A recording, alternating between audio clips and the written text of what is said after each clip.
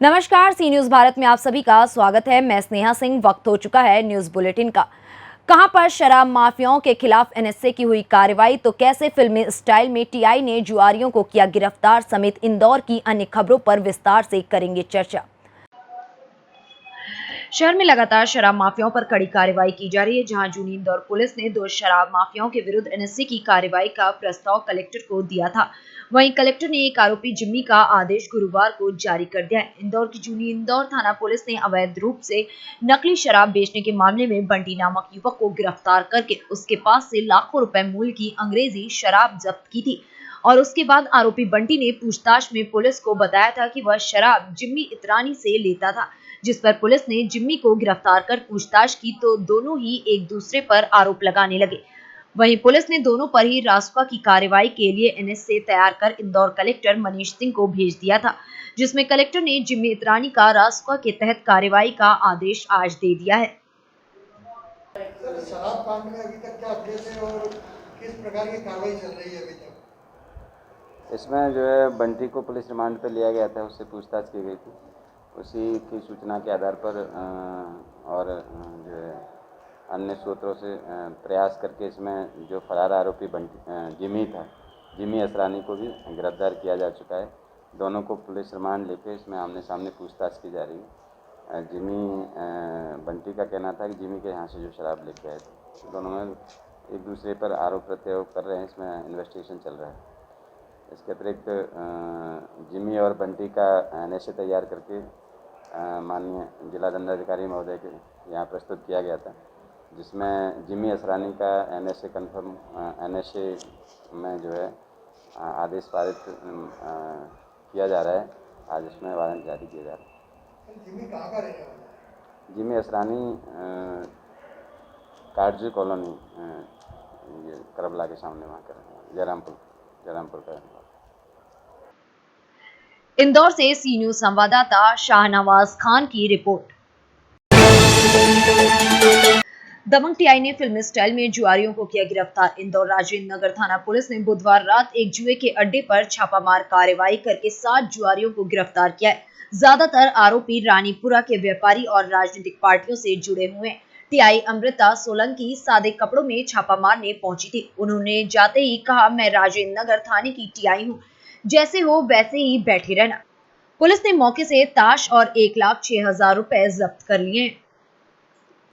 वहीं जब आरोपियों को थाने ले जाने की बारी आई तो एक आरोपी ने कहा, मैडम थाने में क्या करना है, जो बात हो यहीं कर लेते हैं, हिसाब यहीं पर कर लेते हैं। टीआई ने फटकार लगाई और सभी को गाड़ी में बैठाकर थाने रवाना कर दिया। सभी आरोपियों पर पुलिस ने जुआ एक्ट के तहत कार्रवाई शुरू कर दी है। आरोपी पकड़ाए गए, कितना रकम बरामद हुई और क्या है मामला? रात को करीब 12:30-1 बजे के करीब मुखबिर की सूचना प्राप्त हुई थी और उस सूचना पर ट्रेजर टाउन में जब दबिश दी गई तो 7 लोगों से 1,06,000 रुपये की राशि जो है बरामद करी है। मैम, क्या करते हैं आरोपी?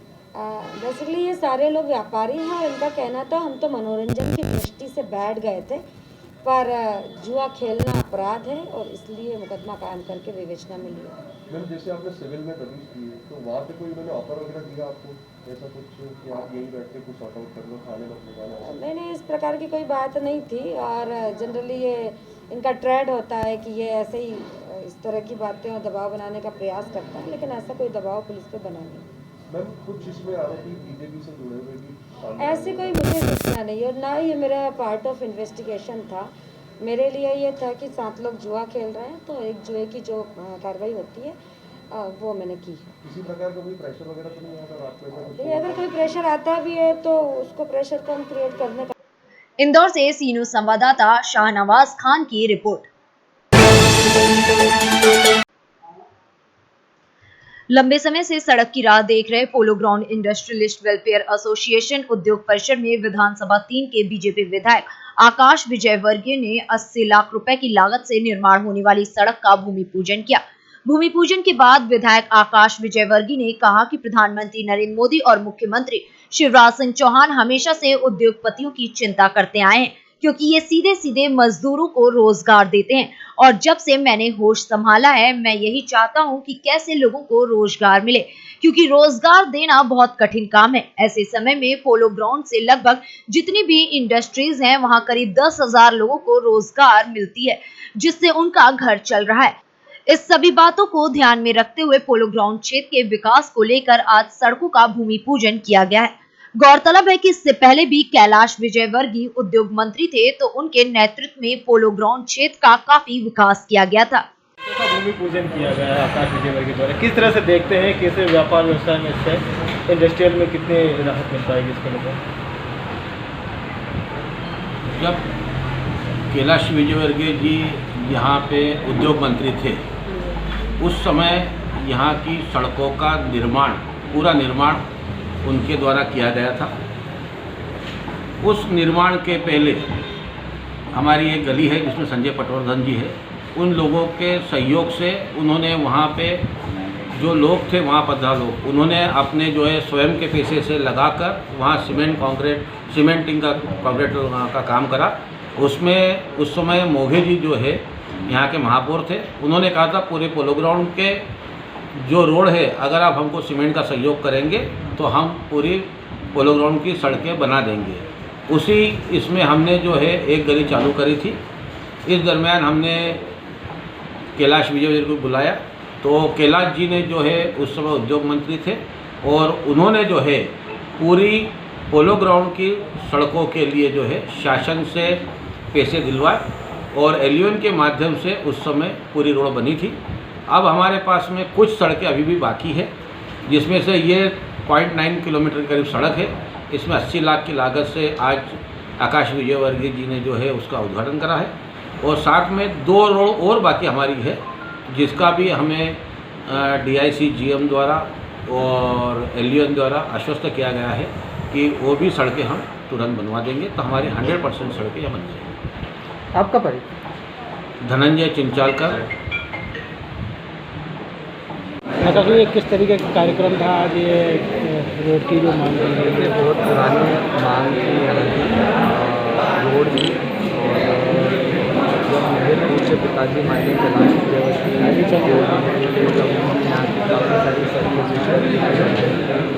कुछ एक तो जो छूट गई थी वो बीच में बनी, और अभी एक 80 लाख रुपये की एक सड़क का यहाँ पर काम, ड्रेनेज लाइन सहित, जिसका आज हमने गणेश पूजन किया है, वो शुरू होगा और लगभग 4-5 महीने में वो काम समाप्त होगा।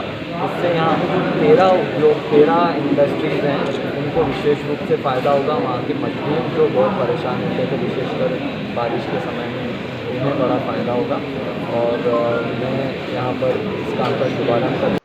इंदौर से सी न्यूज़ संवाददाता शाहनवाज खान की रिपोर्ट।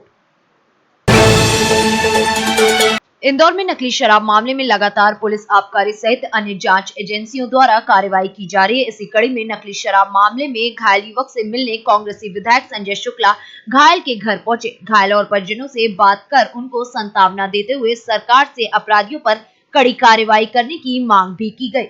बता दें कि प्रदेश सहित इंदौर शहर में बीते दिनों नकली शराब के सेवन के चलते कई नौजवानों के शरीर में जहर पहुंचने से उनकी मौत हो गई, तो कुछ युवक मौत के गाल से बचकर अपाहिज तक हो गए हैं।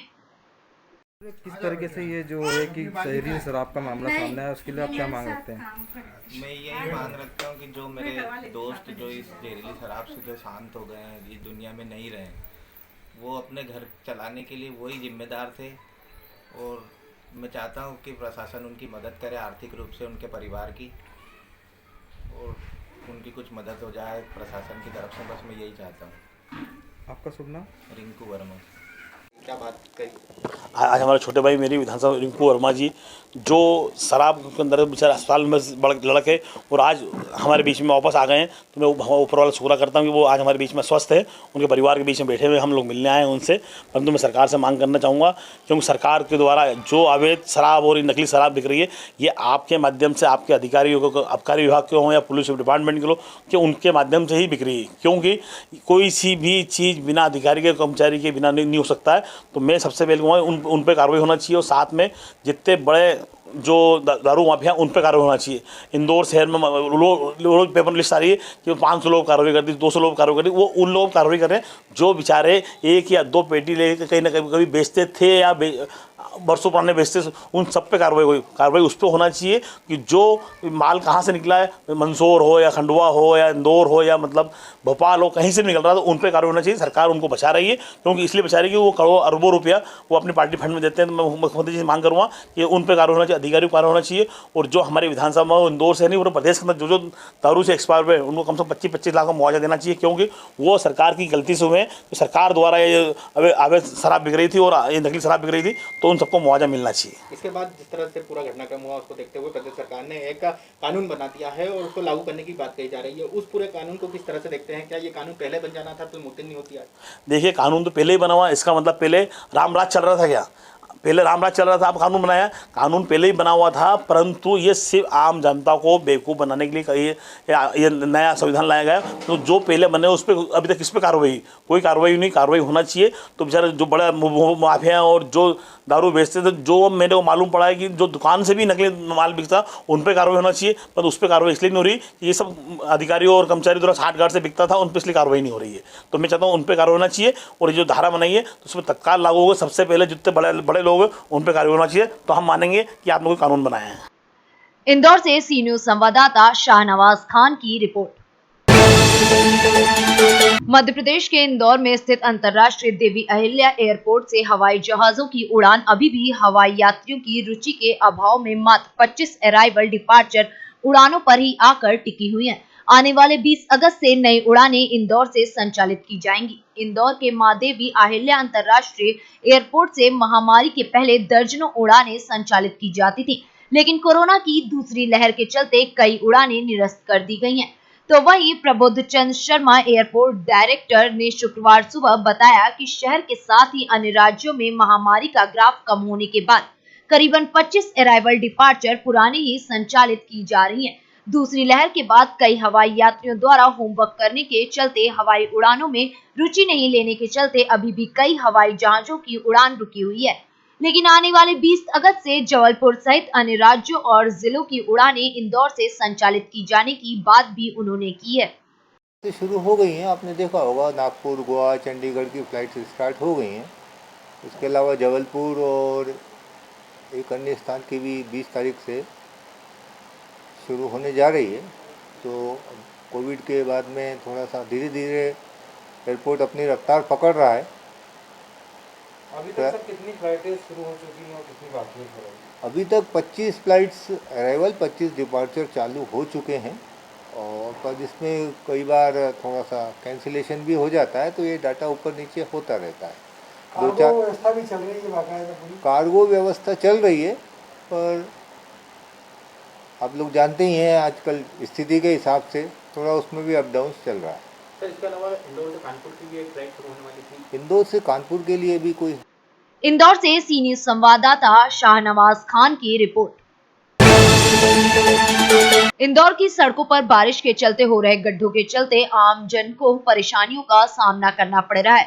वहीं निगम आयुक्त ने कहा कि बारिश रुकते ही पैचवर्क किया जाएगा। मध्य प्रदेश के हृदय स्थल में स्थित देश का सबसे स्मार्ट शहर इंदौर शहर में मानसून की पहली बारिश से ही सड़कों की गुणवत्ता की पोल खुल गई है। शहर के मुख्य मार्गों की सड़कों पर बड़े बड़े गड्ढे साफ देखने को मिल रहे हैं। सिरपुर तालाब दरगाह के पास में कुछ लोगों को जुआ खेलते हुए पकड़ा गया है। इनसे हजारों रुपए जब्त कर दास पत्ती आदि जब्त किए गए हैं और इसमें कुल 8 लोगों को पकड़ा गया है। इनके विरुद्ध जुआ एक्ट की कार्रवाई की जा रही है। सर, इनके ऊपर इनकी आपराधिक रिकॉर्ड भी खंगाले जा रहे हैं। हालांकि ये जो पकड़ा है इसमें जितने भी लोग हैं वो पहली बार ही पकड़ा है, लेकिन फिर भी इनके अन्य थानों में भी रिकॉर्ड तलाश। इंदौर से सी न्यूज संवाददाता शाहनवाज खान की रिपोर्ट। फिलहाल इस बुलेटिन में बस इतना ही। देश विदेश की ऐसी तमाम खबरों को देखने के लिए बने रहें सी न्यूज भारत के साथ।